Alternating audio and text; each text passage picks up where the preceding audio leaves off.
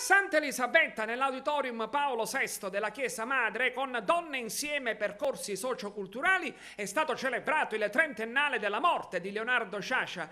Giuseppe Portannese. Io vorrei ringraziare. Importante e coinvolgente iniziativa presso l'Auditorium Paolo VI di Santa Elisabetta per celebrare il trentennale sciasciano.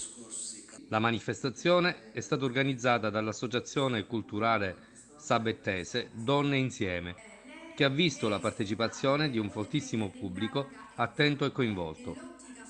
Stefano Milioto, presidente del Centro Nazionale di Studi Pirandelliani, e Mario Gaziano, direttore del Pirandello Stable Festival, hanno proposto conversazioni su Sciascia effervescenti e culturalmente approfondite.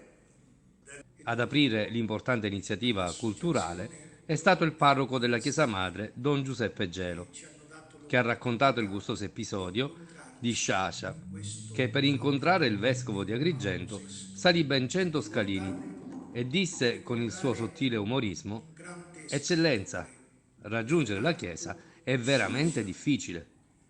Il sindaco architetto Mimmo Gueli ha sottolineato la forte contemporaneità dell'opera sciasciana e l'avvocatessa Vincenza Chiapparo ha espresso l'entusiasmo per la formazione della neo-associazione Donne Insieme.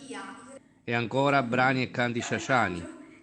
Applauditissimi come sempre Maria Grazia Castellana per la sua intensa e drammatica interpretazione di Pellegrina Vitello, da Morte dell'Inquisitore, e Giuseppe Gramaglia, prestigioso interprete del Laurana di A ciascuno il suo.